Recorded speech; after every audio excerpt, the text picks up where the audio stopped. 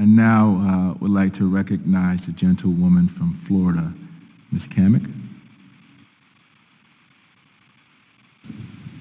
There we go. I wanted to make sure I was off mute. Well, good afternoon now, and thank you, Chairman and Ranking Member Fishbach, and to all of the witnesses for being here today virtually. For too long, our rural communities have been left behind playing catch-up in the 21st century economy, as we all know. Many of us represent rural districts. Now, beyond this subcommittee hearing, there's a larger discussion afoot on the future of infrastructure, rebuilding America, and doing it better. However, that conversation has become hopelessly distorted as words like rural development and infrastructure have now a catch-all for the administration and the majority's policy agenda.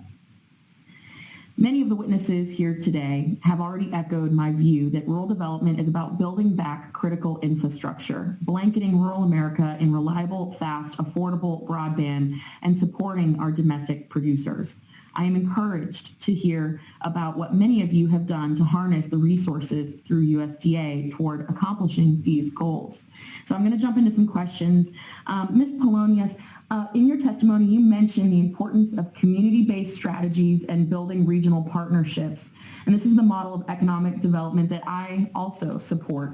And in the last Farm Bill, the committee provided the authority for the Secretary to set aside funds for communities that work collaboratively across multiple stakeholders and government entities. Now, can you just very quickly elaborate on how these stakeholder groups can work a bit more efficiently as we move forward in talking about rural development? Congresswoman Cammack, thank you for the question.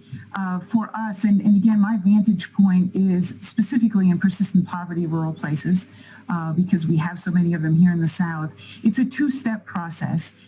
First, we build leadership teams in communities because we can't just rely on a part-time mayor with little or no staff, right? It needs to be carried by a diverse leadership team that reflects the community.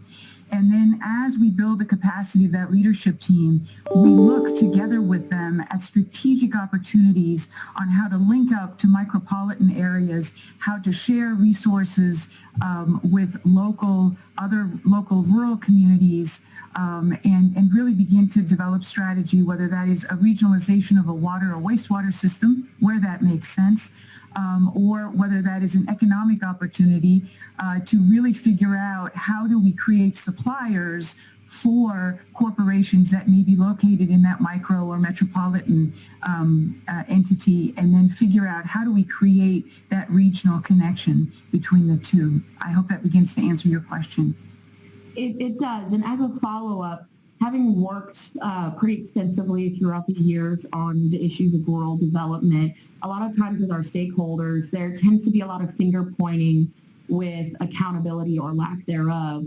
When we have multiple stakeholders from different government entities and community organizations who come together, how can we better hold the group accountable and get into a more productive conversation rather than a lot of the finger pointing? Maybe you could point to some best practices. I think one of the challenges, Congresswoman, is that funding goes through one lead entity. And then there are subgrants and subcontracts that go out to the other stakeholders. And that instantly creates sort of a hierarchy and puts that lead entity in a position to be accountable to the federal agency, when in fact it's the subcontractors that may or may not be able to perform at that point in time. So, you know, if there could be a funding mechanism that actually looks at the collaboration as a whole, that would be a very powerful model for us to work on, where everyone is equally accountable and not just the lead agency. Because quite frankly, it's difficult to find that lead agency for this very reason, whether that's in a community or whether that's a nonprofit or a county agency.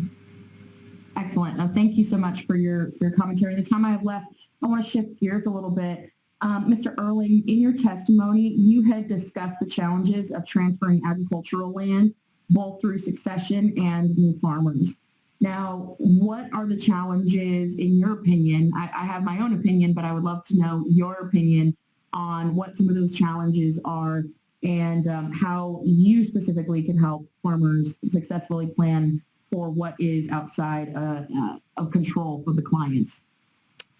Sure, thanks. And in the short time I have, I appreciate you recognizing that. Often it's flexible funding and making sure that you get fair value for the exiting farmer or for the previous generation's investment and equity. Okay. Really short answer, and I appreciate that. Thank you so much. And with that, I yield back. I think my time has expired. Thank you.